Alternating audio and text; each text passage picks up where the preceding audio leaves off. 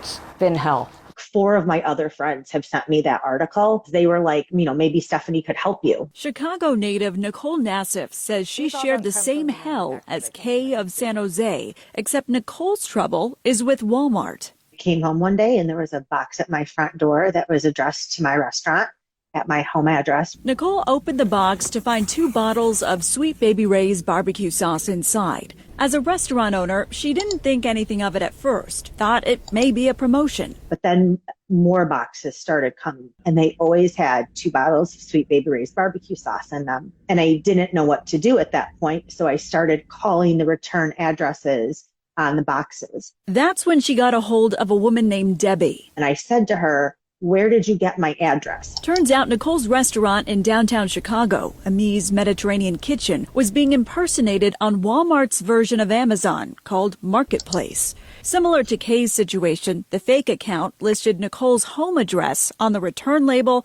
and the website. So instead of car seat covers, Nicole was getting bombarded with barbecue sauce. There was a lot of confusion, and I'm having a hot flash right now. The hot flash not from the barbecue, but from Walmart's response, or should I say lack thereof. Nicole says she first notified the company by calling several times on March 26. She says that was followed up by dozens of emails and follow-up calls, mainly on hold with Walmart customer service. Oh gosh. Honestly, it was a full-time job. I spent 60 hours at least. Yet despite all that, she says the fake account nor her home address was taken down from Walmart's marketplace for more than 5 weeks.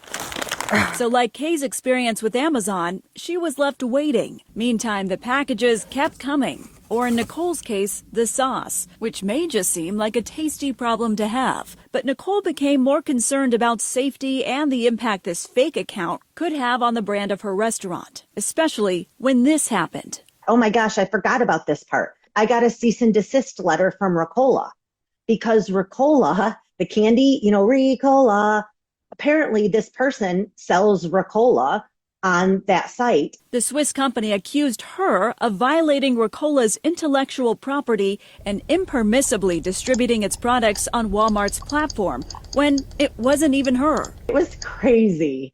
I mean, honestly, it was nuts for a minute. I was like, what in the hay is going on? 7 on Your Side reached out to Walmart, and the e-commerce giant told us they are offering Nicole a gift card for her trouble, adding, quote, Walmart takes the integrity of its marketplace seriously, using multiple layers of verification and continuous monitoring to help ensure that only legitimate, trustworthy sellers are allowed on the platform. We have zero tolerance for inaccuracies and take swift action to remove non-compliant listings.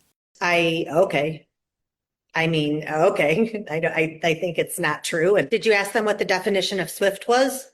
The so-called swift action clearly did not work for both Nicole and Kay. The question is why?